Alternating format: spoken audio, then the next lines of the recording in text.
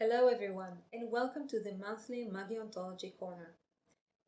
It's October, so as we're gearing up towards Halloween, I thought I will share one of the mysterious beings of the Inbetween, the Fae Phantom, or Phantom Fairies, who are the guardians of the Inbetween.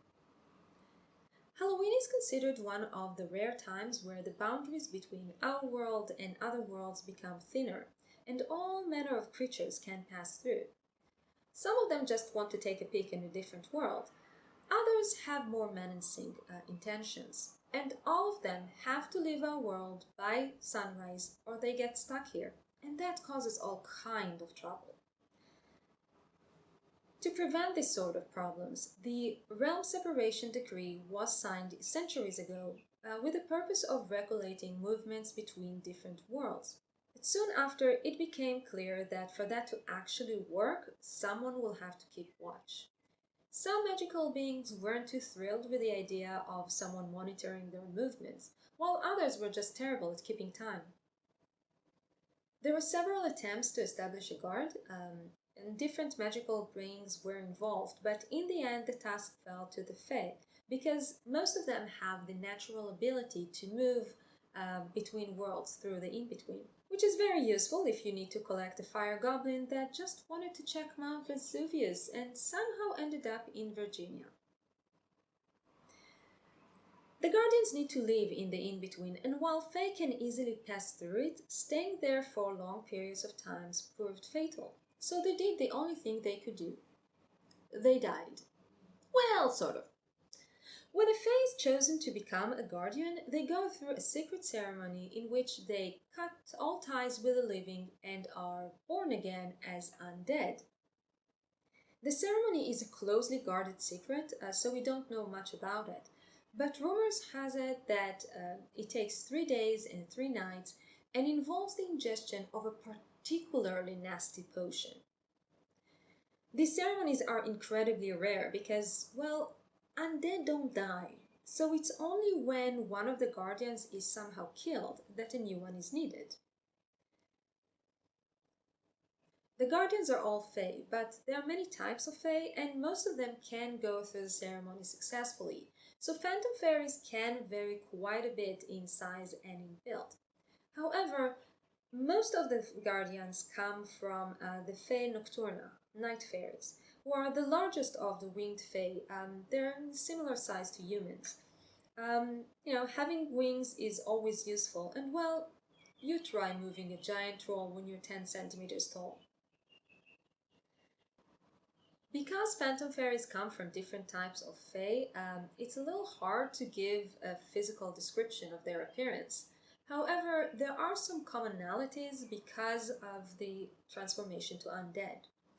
They tend to have extremely pale skin, sometimes with a tinge of blue, unless they had dark skin while living.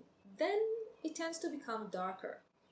Their eyes lose color to the point of seeming completely white, while their lips are usually permanently tinted blue or black, which has led many to suspect that the potion they ingest during the ceremony is blue or black.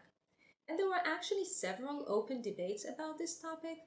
The Phantom Fairies never got involved, but they do seem quite amused by it. Probably the strangest side effect that the potion has on the Phantom Fairies' appearance, it happens when they leave the in-between. From some unknown reason, while they look perfectly complete inside the in-between, once they leave it, their flesh seems to become clear and only their skeleton is visible. This change did cause them some alarm in the beginning, but then they realized that this gruesome appearance is actually quite useful in their line of work. It looks like this change to skeletal form has caused others to be confused as well. And in a rare interview from 1432, the interviewer seemed quite fixated on it. To quote a section, "So you have to die to become a guardian?" "No, we don't die. We go through a transformation to become undead." "And you lose your physical form." "We have a physical form. Even if you can only see our skeleton, it's still physical. And as I explained before, this isn't how we look in our realm." So, fairies can die?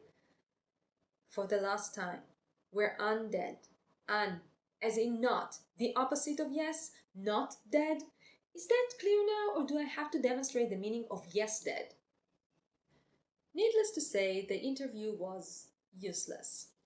And phantom fairies have refused to give interviews since. However, they don't hold a grudge against us.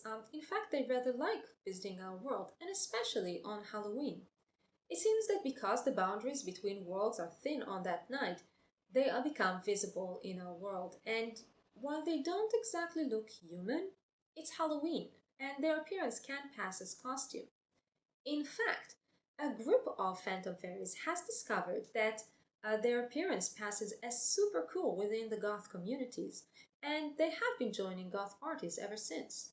So, if you're celebrating Halloween with the goth community and happen across someone who looks and sounds a bit unhuman and, maybe has wings, show some hospitality, offer a drink or a dance. Just, you know, don't ask them if fairies can die.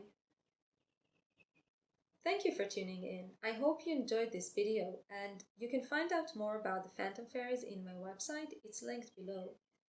If you want, you can subscribe to the channel so you won't miss the next creature. You can also sign up to my newsletter through my website, and then you'll know what's coming up next and what's going on in general. Next Friday, we'll have a different video. I hope you'll join me, and till then, have a magical week.